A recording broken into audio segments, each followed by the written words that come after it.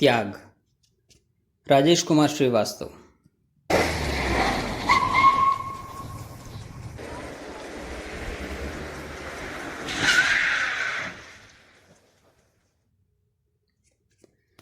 अपनी कार से उतरकर मैंने अपने ऑफिस का रुख किया। बैग को टेबल पर रखा और उस पर पड़े फाइल और कागजात को देखा। आज बहुत कम काम निपटाने थे। एक एक कर मैं उन कागज़ों और फाइलों को उलट पुलट कर देखने लगा। अचानक मेरी नज़र एक बंद लिफाफे पर पड़ी। शायद कल की डाक से आया था। ये लिफाफा किसी और ने नहीं बल्कि मेरे ऑफिस के प्यून के द्वारा भेजा गया था, जिसकी मृत्यु पिछले सप्ताह नदी में डूब जाने की वजह से हो गई थी। मैंने उसे बंद लिफाफे पर लगे स्टैम्प पर नज़र डाली। यह लिफाफा उसने अपने मृत्यु के ठीक 2 दिन पहले पोस्ट किया था, ठीक जिस दिन से वो छुट्टी पर था। हाथ में लिफाफा लिए हुए मुझे ऑफिस में उसके साथ बिताए हुए 5 सालों की यादें ताज़ा हो गई। नाटे कद काठी का, गठीला बदन, रंग गेहुआ, ऑफिस में हाफ बाय शर्ट और पैंट पहने। उसकी उम्र का अनुमान लगाना मुश्किल था। हालांकि 5 साल पहले जब मैंने ऑफिस में ज्वाइन किया था तब लगभग वो 54 वर्ष का, 54 ईयर्स ओल्ड होने वाला था। मुझे देखते ही उसने सलाम साहब कहा था। फिर मेरे हाथों में मेरा बैग लेकर मेरे टेबल पर रखते हुए उसने मुझसे कहा था, साहब जी, इस टेबल पर बैठने वाले साहबों की मैंने पिछले 35 सालों से सेवा की है। अब आपको किसी भी चीज़ की ज़रूरत हो तो मुझसे कहिएगा। मैंने जब उससे उसका नाम जानना चाहा तो उसने अपने दोनों हाथ जोड़कर सर झुकाते हुए मुझसे कहा, साहब, वैसे तो हमारा नाम राम सहाय साहनी है, लेकिन ऑफिस के बाबू लोग हमको रामू काका कहते हैं। अच्छा, तो मैं भी आपको रामू काका कह के पुकारूंगा। अरे जैसी आपकी मर्जी साहब। घर में कौन कौन है? मैंने उससे परिचय बढ़ाना चाहा। साहब, मैरी थी, वो तो पिछले साल ही चल बसी। बड़ी बीमार रहती थी। 2 बेटियां थी, महरी के रहते ही दोनों की शादी करवा दी। सब अपने अपने घर में रहत है। एक बिटवा है साहब, जो घर पे नवाबगिरी फरमा रहे हैं। पढ़ाई लिखाई कहाँ तक किया है आपके बेटे ने? हाँ, थोड़ा बहुत ज़रूर पढ़ा लिखा है, पर साहब लड़का आवारा निकला। 4वीं तक ससुरा पढ़ा है। अरे उसकी चिंता ही तो हमें खाए जाते है साहब। अभी क्या करता है? कुछ नहीं करत है साहब, दिन भर आवारागर्दी करत है।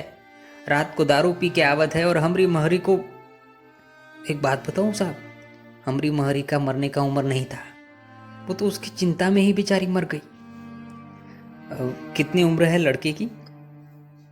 साहब 22 बरस तो हो गए, लेकिन बुद्धि एको पैसे का नहीं है।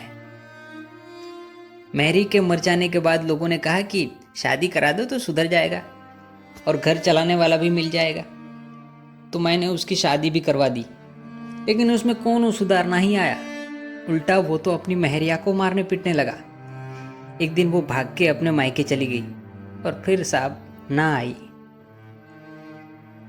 मुझे उसकी घरेलू कहानी बड़ी रोचक लग रही थी, लेकिन मेरा इस ऑफिस में पहला दिन था और मुझे अपने काम भी समझना था। बाकी के सहकर्मी से अपना परिचय भी कराना था, इसलिए मैंने बात आगे नहीं बढ़ाई। फिर मैं समय मिलते ही उसके घर का समाचार लेता। उसकी बातचीत से मुझे महसूस हुआ कि वो अपने बेटे के भविष्य के बारे में बहुत चिंतित रहता था। वो अपने बेटे की करतूत को हमेशा मुझसे साझा करता था।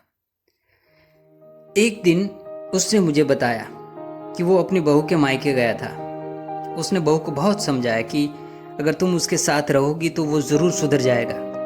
बहू आने को तैयार थी, पर उसके माता पिता ने साफ शब्दों में कह दिया कि जब तक वो कोई काम नहीं करता तब तक वो अपनी बेटी को ससुराल नहीं भेजेंगे। एक दिन जब मैंने उसे देखा तो उसके चेहरे पर कुछ चोट के निशान दिखाई दिए। मैंने उससे पूछा, ये क्या हुआ रामू काका, ये चोट कैसे लगी? उसने बड़े उदास मन से कहना शुरू किया, क्या कहूँ साहब जी, कल रात को शराब के नशे में हमारे बिटवा ने हमको बहुत पीटा। हाँ? क्यों मारा? मुझे ये सुनकर बहुत गुस्सा आ रहा था। साहब जी, रुपया मांग रहा था, वेतन मिलते ही आधे से ज़्यादा वेतन तो वही ले लेता है, बाकी के आधे में किसी तरह घर का खर्चा और उधारी शोध करता हूँ। अब महीने का अंत चल रहा है तो मैं कहाँ से रुपया दूँ साहब जी। बस इसी बात पर मुझसे लड़ने लगा और मुझ पे हाथ भी उठाया।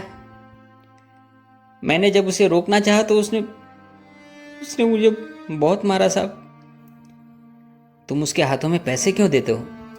साहब, देता कहाँ हूँ, जबरदस्ती छीन लेता है। देखो, तुम इसके लिए कुछ काम की व्यवस्था क्यों नहीं कर देते? कम से कम अपना और अपनी पत्नी का तो पेट पालता। साहब, कौन रखेगा उसको काम पे? कुछ रुपया लगाकर एक दुकान खोल दिया था तो वो भी नहीं चला पाया, सब बेचकर दारू और जुए में उड़ा दिया। रिक्शा खरीद के दिया था तो उसे भी किसी को बेच दिया और पैसे उड़ा दिया। मेहरी के सब गहने, घर के सारे बर्तन बेच दिए ससुरे ने। तुम उसे घर से क्यों नहीं निकाल देते? नहीं साहब, कैसे निकाल दूं? अपने माथे पर पड़ेगा तो सब सीख जाएगा। साहब, यह मेरा एकमात्र औलाद है। मैं मरूंगा तो उसके हाथों मुझे मुक्ति मिलेगा ना साहब? मेरे घर का चिराग है साहब। जब तक मैं जिंदा हूं उसके लिए कछु न कछु तो करता ही जाऊंगा। आखिर मैंने उसको जन्म दिया है तो कर्म देना भी मेरी ही जिम्मेदारी है ना साहब।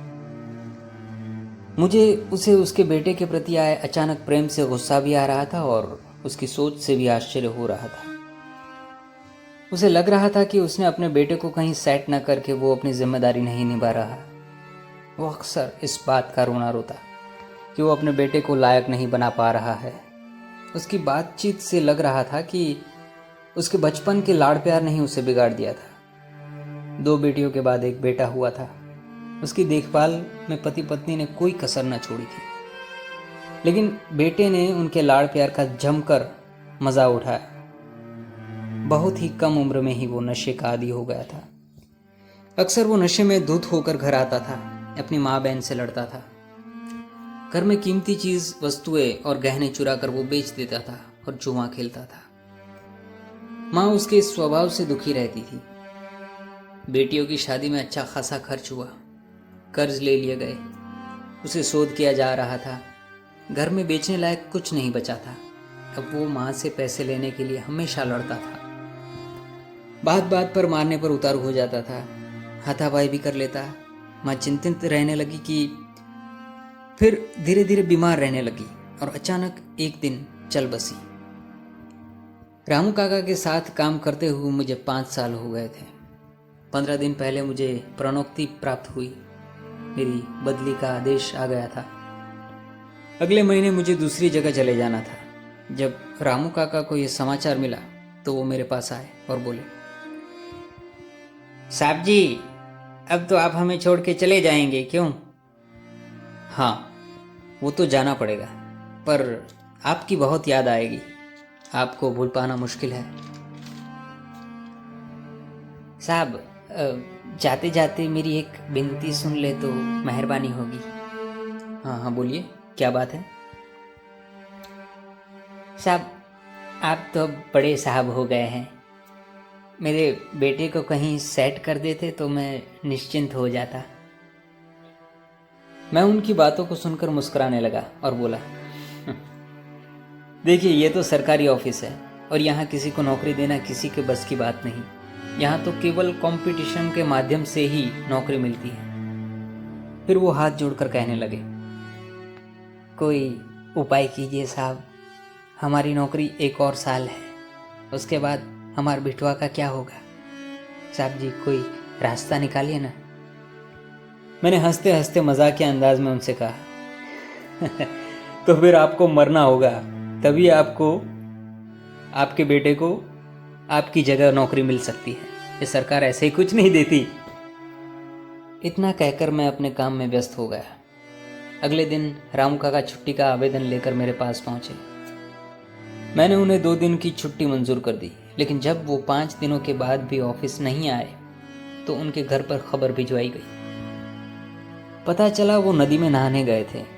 उन्हें तैरना नहीं आता था। वो उन्हीं में डूबकर मर गए। इस समाचार को सुनकर पूरा ऑफिस सन्न रह गया था। काम और व्यवहार से वो हम सब के चहीते थे। मैं उनकी यादों में इतना खो गया था कि मुझे लिफाफे को खोलने की सुध ना रही। फिर तुरंत मैंने लिफाफे को खोला। उसमें छोटे से कागज़ के टुकड़े में रामू काका ने जो लिखा था वो पढ़कर मैं अपने आंसू नहीं रोक पाया। उसमें लिखा था, साहब जी, मैं आपकी सलाह मान ले रहा हूँ। आप हमारे बिटवा को हमारी जगह पर जरूर नौकरी पर लगवा दीजिएगा। जब बाप का सब फर्ज निभाया है तो ये अंतिम फर्ज निभाने में काहे पीछे हटूँ साहब जी। रामू काका, नमस्कार। कहानी समाप्त।